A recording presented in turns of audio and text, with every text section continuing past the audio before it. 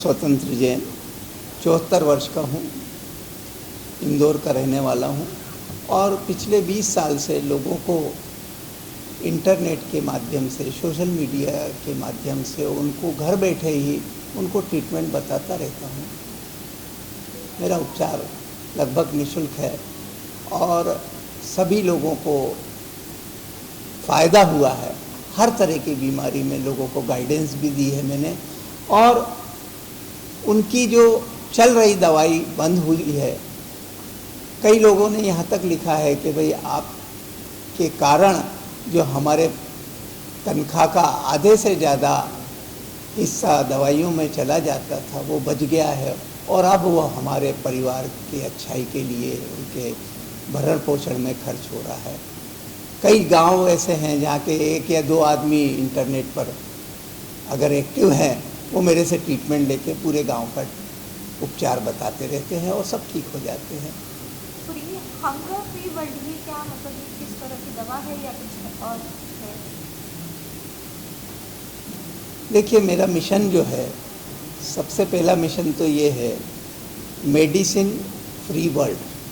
माने हमने जो वीडियो डाले हैं, आपने यूट्यूब पर डॉक्टर स्वतंत्र जैन के नाम से अगर नहीं देखे हैं तो देखिए, और इन वीडियो में हमने बताया है कि रिकनेक्ट विथ नेचर, प्रकृति की ओर जाइए, प्रकृति की गोद में जाइए, आप स्वस्थ रहेंगे। तो वो प्रकृति की गोद में अगर वो जाते हैं, और हमारे बताए हुए चैलेंज में से 16 चैलेंज हिंदी में डाले हैं, 16 चैलेंज इंग्लिश में डाले हैं। इनमें से कोई भी 2 या 3 चैलेंज 5-7 मिनट के अगर वो अंगीकार करते हैं, उसका पालन करते हैं, तो उनके अंदर भरे हुए टॉक्सिन जो है वो खत्म होंगे। खान पान बताया उस चैलेंज में, अगर वो उसको स्वीकार कर उस हिसाब से रोटी खाते हैं तो वो आगे भी स्वस्थ रहेंगे। तो हमारा मिशन है कि आप स्वस्थ रहेंगे तभी तो हम मेडिसिन फ्री वर्ल्ड की रचना कर पाएंगे। नहीं तो बीमारी होने के बाद उपचार बताएंगे तो दवाई लेनी पड़ेगी। हम उसके पहले ही रास्ता बता रहे हैं कि आप हमारे बताए हुए तरीके से इन चैलेंज को स्वीकार करें और एक दवा मुक्त विश्व की रचना में हमें सहयोग करें।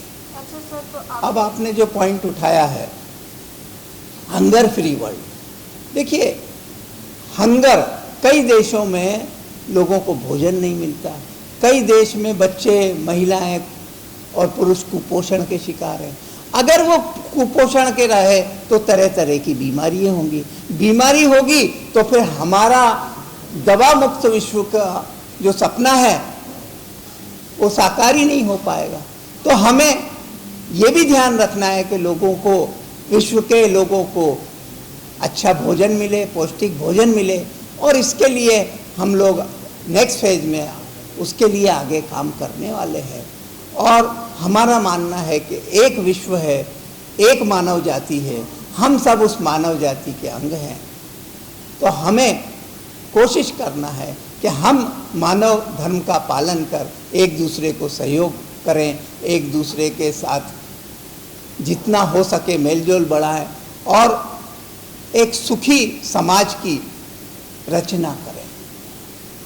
सर, आपने कोई बुक भी लिखी है, उस बुक के बारे में कुछ बताना चाहेंगे ऑडियंस को? मैं मूलतः आध्यात्मिक व्यक्ति हूँ, तो मेरी आध्यात्म पे 15-16 किताबें हैं जो सब ऑनलाइन उपलब्ध हैं, मेरे वेबसाइट पे भी हैं, फेसबुक पे भी हैं। और साथ ही मेरा ये मानना है कि अष्टावक्र गीता एक ऐसी पुस्तक है जिसके द्वारा हम समस्त विश्व को आध्यात्म से जोड़ सकते हैं, मानव धर्म से जोड़ सकते हैं, परम तत्व से जोड़ सकते हैं। इस बुक का वो वैज्ञानिक तरीके से लिखी गई है, वो ये नहीं कहती है कि भाई ये मानो, ये करो, ऐसा नहीं। जो वैज्ञानिक सिद्धांत है, जो परमाणु के सिद्धांत है, जैसे परमाणु सदाकाल स्वतंत्र रहता है, ऐसे ही वो कहती है कि आप भी सदाकाल स्वतंत्र हो। जैसे परमाणु में अपार ऊर्जा भरी हुई है, वैसे ही अष्टावक्र गीता बताती है कि आप में भी अपार विश्व की समस्त एनर्जी आप में भरी हुई है, और जैसे परमाणु सदाकाल रहता है, ऐसे अष्टावक्र गीता बताती है कि आप भी सदाकाल हो। यही सनातन धर्म है, यही वैज्ञानिक धर्म है, और यही मानव धर्म है। और आपने इंजीनियरिंग से डॉक्टरी तक का सफर आपने कैसे तय किया? देखिए, मैंने बताया कि मूलतः मैं आध्यात्मिक व्यक्ति हूँ, और लोक सेवा और परोपकार की भावना मेरी बचपन से रही है। तो जितने मेरे साथी रहे हैं, स्कूल में हो, कॉलेज में हो, या कॉलेज के बाद भी हूँ, मैं जो भी मदद हो सकती थी करता था। चूँकि गणित में अच्छे नंबर आते थे, तो उस ज़माने में आज से 55 साल पहले मेरे को बोला कि भाई आप तो इंजीनियर बन जाओ, अच्छा रहेगा। मैं इंजीनियरिंग में चला गया, लेकिन मेरी भावना तो परोपकार की थी, तो इंजीनियरिंग में भी मैं कोशिश करता रहा लोगों को। मेरे पिताजी ने कुछ मेरे को होम्योपैथिक टिप्स दी थी, उसके द्वारा लोगों को ट्रीटमेंट देता रहा और लोगों का फ़ायदा होता रहा, तो मेरा उत्साह बढ़ा। इंजीनियरिंग में अपनी नौकरी करते हुए तरह तरह के जो हमारे चैलेंज आते थे या परेशानी आती थी हमारे प्लांट में, उन सब का भी मैं परमानेंट सॉल्यूशन करता था, क्योंकि इंजीनियर होने के नाते मेरी आदत है हर चीज़ का परमानेंट सॉल्यूशन देना, टेम्पररी नहीं करना। इसके बाद जब मेरे को लगा कि मेरी अब सब पारिवारिक दायित्व तो पूरे हो रहे हैं, तो मैंने फिर नौकरी छोड़ दी, और नौकरी छोड़कर मैंने ऑनलाइन ट्रीटमेंट लोगों को देना शुरू किया, और इसमें भी मुझे सफलता मिली, क्योंकि मेरा उद्देश्य है परमानेंट ट्रीटमेंट, टेम्पररी नहीं कि आप दवाई जीवन भर खाते रहो, नहीं, ये ट्रीटमेंट नहीं हुआ। आप हमेशा स्वस्थ रहो, हमेशा सुखी रहो, ये ट्रीटमेंट है।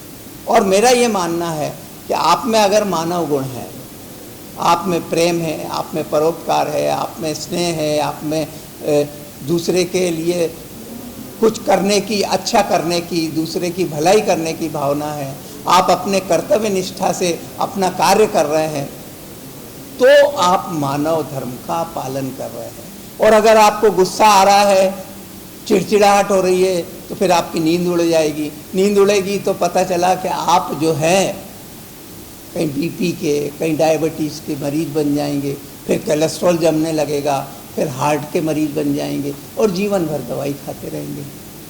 लेकिन आपको ये नहीं बताया जाएगा कि भगवान ने 100 साल के लिए जो हार्ट नाम का पंप बनाया है, ये पंप शुद्ध रक्त को पंप करने के लिए है। दवा मिश्रित रक्त को अगर आप पंप करते हैं तो मानिए कि ये 100 साल नहीं चलेगा, फिर उसको सहारा देके, धक्का दे दे के चलाना पड़ेगा, और पता ही नहीं चलेगा कि कब वो बीच में रुक जाएगा। तो भाई, मैं विश्वास दिलाता हूँ अपने इस उम्र का, 74 इयर्स के अनुभव का, और 50 साल के लगभग जो मेरे चिकित्सकीय अनुभव हैं, उनके द्वारा मैं ये कहता हूँ कि भाई, सरल तरीका अपनाओ। बीमार नहीं होना ये आपके हाथ में है, स्वस्थ रहना आपका जन्म सिद्ध अधिकार है। ये अगर आप इसके लिए प्रयत्न करते हो और अपने आप को चिंतन करो कि भाई आप में मानवीय गुण जो मैंने बताए हैं वो कितने हैं, अगर नहीं है तो उनको बनाने के लिए हमारे चैलेंज का सहारा लो, जिसमें मेडिटेशन है, जिसमें सूर्य चक्र है, जिसमें सूर्य दर्शन है, जिसमें सूर्य जल है, जिसमें खाने का तरीका बताया है, छोटी मोटी 2-3 मिनट की एक्सरसाइज बताई है, उसका सहारा लीजिए।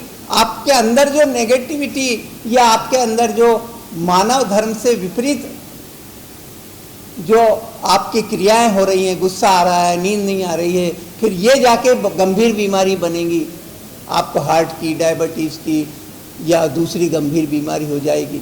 तो इसलिए उनसे बचना है तो पहले ही सचेत हो जाओ। कोई आपको टेस्ट नहीं कराना है, आप तो खुद घर बैठे अपने आप को टटोलो। मन के अंदर ही बीमारी का बीज छुपा होता है, अगर उस बीज को आप हटा दोगे तो तो आपको बीमारी नहीं होगी। आप हमेशा सुखी रहो, लोगों की भलाई का काम करते रहो, और अगर कुछ भी नहीं कर सको तो सिर्फ एक काम करो, किसी झोपड़पट्टी में जाओ। मैं अपने पेशेंट को जो भी पूछते हैं तो ट्रीटमेंट के साथ एक टिप जरूर देता हूँ कि भाई अपने आसपास किसी झोपड़पट्टी में जाओ, वहाँ देखो उस गरीब की समस्या क्या है। अगर आप दूर नहीं कर सकते मत दूर करो, लेकिन उसकी समस्या तो सुनो, वो किन तकलीफों में, किन अभाव में, किन परेशानियों से जूझते हुए खुश रहते हैं, तो आप अपनी सब तकलीफें भूल जाओगे, आप स्वयं अपने आप स्वस्थ रहोगे। और ये हमारी चैलेंज की छोटी छोटी टिप्स स्वीकार कीजिए। और RWN रिकनेक्ट विथ नेचर के साथ अभी हम कुछ बीमारियों की किट भी लाने वाले हैं, ताकि लोगों को डायरेक्ट उसका फ़ायदा मिल सके, तो उसका भी लाभ लें। और आप सभी से मेरा अनुरोध है, इसको ज़्यादा से ज़्यादा प्रचार करें, शेयर करें, और दर्शकों से भी मेरा निवेदन है कि वो इसका लाभ लें और एक स्वस्थ समाज की, देश की, विश्व की रचना में हमें सहयोग करें। नमस्कार।